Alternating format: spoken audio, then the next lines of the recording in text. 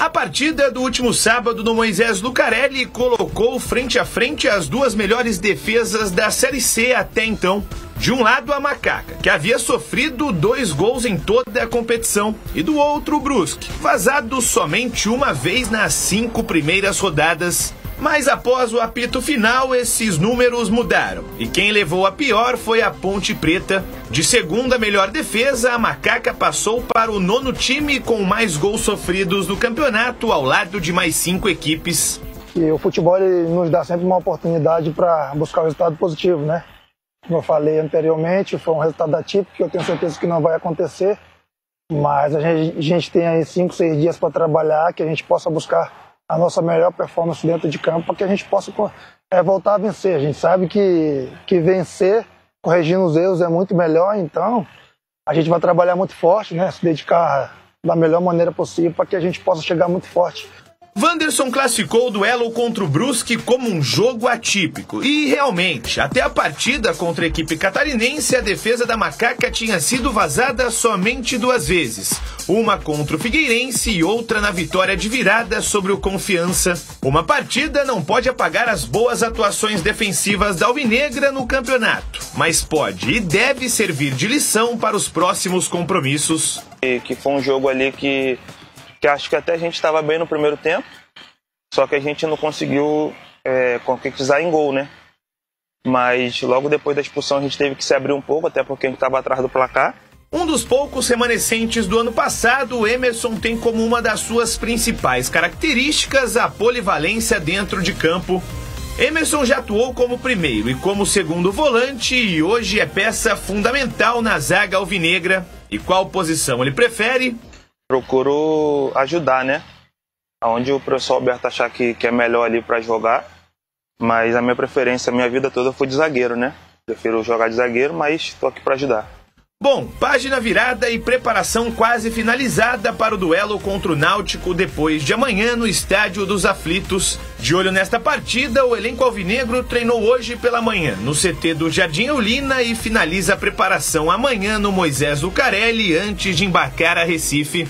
Com transmissão na tela da Band, Náutico e Ponte Preta entram em campo às 5 horas da tarde. Então a gente vai se preparar da melhor maneira possível, né? Como eu falei, eu conheço muito bem o professor Hélio com a sua comissão, são pessoas qualificadas, mas a gente tem uma comissão aqui muito dedicada, que se dedica todos os dias, que dá seu melhor, então eu tenho certeza que a gente vai fazer um bom jogo lá fora, se Deus quiser trazer um resultado positivo para dentro da nossa casa. Ô Vladimir, vamos lá, pelo menos uma alteração o time deve fazer, né? O Alberto Valentim, por motivo, mais uma vez, de expulsão, né? A Ponte vem sofrendo, né? Isso desde o Campeonato Paulista, esse excesso de expulsão, aliás, desde o ano passado, né? Da queda da Série B, muito da queda também da Ponte na Série B se deve a esse número alto de jogadores expulsos. Agora o Dudu, uma jogada forte, né? Ele alega não ter tido a intenção, mas também, mesmo sem intenção, tem gente que vai pro inferno. Ele acabou acertando aí o jogador do Brusque e recebeu o cartão amarelo. É o desfalque que tem o técnico Alberto Valentim para esta partida.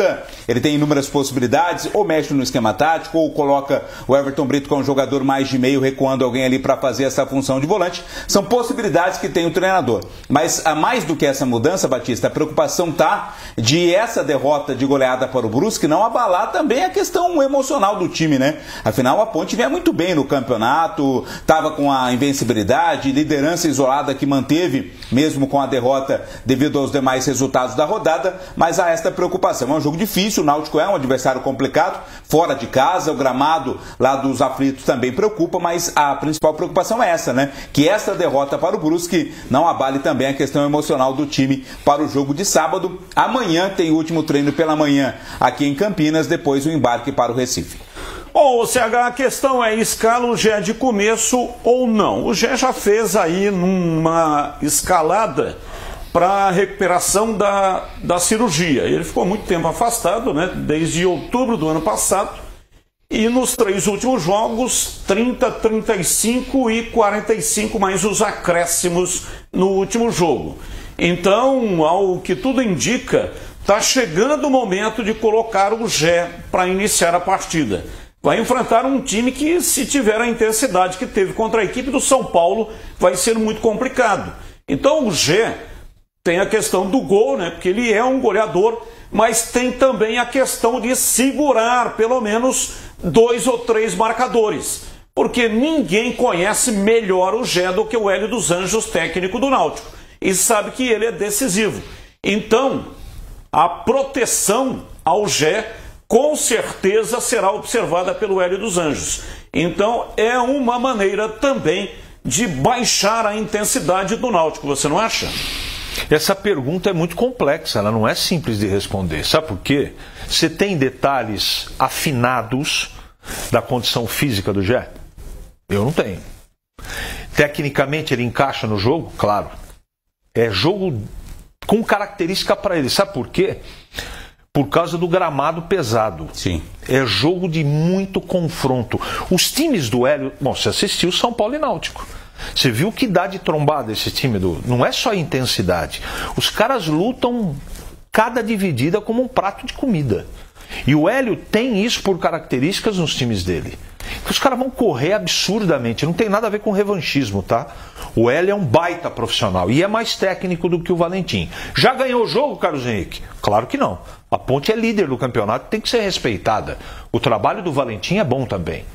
Então, para esse jogo, por exemplo, não é jogo... Você que levantou isso ontem, eu concordo contigo. Não é jogo para o Elvis. Mas como é que vai fazer a criação do time? Tô avisando antes. Dá para jogar o Elvis? Dá para jogar o Elvis, mas saibam que é uma condição de característica da partida, e outro cara que o Hélio dos Anjos conhece como a palma da mão é o Elvis também. Então, se tem um treinador que sabe como parar esses dois, é o Hélio dos Anjos. Vai parar? Não, porque não é ele que está marcando. Ele vai mandar alguém executar o que ele está dentro da cachola.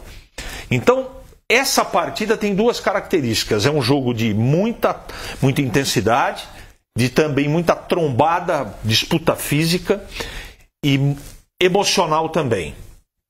O Hélio dos Anjos conhece o destempero do Gé também. E pode ter certeza, amigo Batista, espero que tudo ocorra bem, que o Gé tenha sido, se jogar como titular, provavelmente vai, deva ser avisado para tomar calma, tranquilidade, para não se destemperar, porque ele vai ser muito provocado. Então é um jogo muito difícil para os dois, viu, gente? Não é só para a Ponte, não, para o Náutico também. Eu imagino que seja o jogo mais difícil da Ponte até aqui nessa Série C, Batista, porque se você olhar friamente a tabela, o Náutico está ainda fora do G8, né? Mas é um time que vem de 2 vitórias seguidas na competição. Está em 10º então, mas vem de 2 vitórias seguidas. As 2 vitórias que conseguiu até aqui no campeonato foram seguidas, né? Uma delas por goleada fora de casa, para cima do Ipiranga. Além desse retrospecto contra o São Paulo na Copa do Brasil. Perdeu as 2, mas vendeu caro a eliminação. Então tende a ser um jogo complicado, claro, para a Ponte, mas eu concordo com o CH. Também para o Náutico é um jogo difícil, né? A Ponte vem numa boa condição, apesar da última derrota. Mas eu repito aqui, para mim vai ser um jogo dificílimo esse para a Ponte Preta. Claro que tem condições de ir lá buscar a vitória, tem. Como já conquistou vitórias importantes. A Ponte tem tido nessa temporada um rendimento melhor fora de casa do que dentro de casa. É possível sim buscar a vitória, mas não vai ser um jogo fácil, não. Você sabe que levantado pelo Tigrão, por você, eu concordo também, eu não discordo disso não. Eu acho que existiu na partida contra o Brusque outros componentes que atrapalharam a Ponte também. Mas eu tenho certeza de uma coisa, como eu tenho certeza que o Náutico vai correr pra caramba, eu tenho certeza que a Ponte vai ter um outro comportamento de intensidade e de vontade contra o Náutico. Sabe por quê? Porque a cacetada foi muito grande. Você ser líder do campeonato, tomar 4 em casa, seja de quem for, abala, Batista. Não tem jeito. Então é muita conversa, trabalhar a cabeça dos caras, já virar a página, só que ela, para ganhar ou para ter sucesso contra o Náutico, não pode jogar bola da maneira que jogou contra o Brusque. Esse jogo é um jogo tradicionalíssimo. Náutico e Ponte Preta já estiveram em jogos decisivos em várias oportunidades. Vou citar 2. 1997, a Ponte subiu para a Série A do Campeonato Brasileiro e enfrentou o Náutico no estádio Moisés Lucarelli. O jogo estava empatado 1-1, a Ponte jogando pelo empate e quase no último minuto teve uma cabeçada. Robigol, aquele centroavante que jogava no Náutico, deu uma testada firme. Fabiano, que está em Araras, trabalha lá, tem uma empresa de armários. Fabiano era o goleiro. E a bola desapareceu, sumiu, ninguém sabia o que tinha acontecido, mas o Fabiano pegou uma defesa milagrosa e a Ponte subiu contra o Náutico. 2014. Não, foi 2000, deixa eu lembrar aqui, 2011, que a Ponte estava... a Ponte poderia ter sido campeã do Campeonato Brasileiro da Série B. Aquele gol que o Adrianinho perdeu. Esse jogo foi lá na Arena Pernambuco. Não foi Aflitos. No Aflitos. Foi na Arena Pernambuco. E aí o Adrianinho perdeu no último momento o gol e a Ponte não foi campeã, ficou com o vice-campeonato. São várias outras decisões, né, que os dois times estavam envolvidos e você na tela da Band vai acompanhar às 5 da tarde no sábado. Esparrama a informação, a notícia, 5 da tarde no sábado, TV aberta de graça para você. E a transmissão começa um pouquinho antes, às 15:45, mas a bola rola às 5 e depois do jogo tem uma edição especial de Os Donos da Bola. Vamos dar uma olhada aqui na Ponte Campeonato Brasileiro Sub-20 Série B. Ontem à tarde, a Ponte perdeu para o Vitória por 2-0 pelas quartas de final da Série B do Brasileirão Sub-20.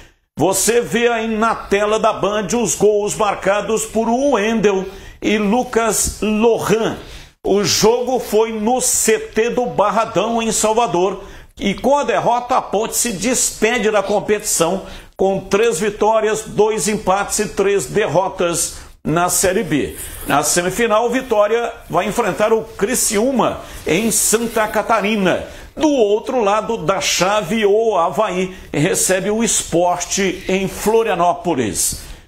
Não conseguiu, portanto, né, o objetivo que era se classificar para disputar a Série A no ano que vem da Série. A Ponte disputou a Série B e aí os 4 mais bem colocados vão para a Série A do Campeonato Brasileiro Sub-20 o ano que vem. É um jogo difícil esse, né? O Vitória tem um trabalho de base muito forte, né? Até mais forte do que a Ponte. Já há algum tempo faz esse trabalho de base muito forte o Vitória, e jogando lá dentro do estádio ou do CT Manuel Barradas, do CT do Barradão, o Vitória acabou fazendo prevalecer esse favoritismo, essa força, e venceu aí por 2-0.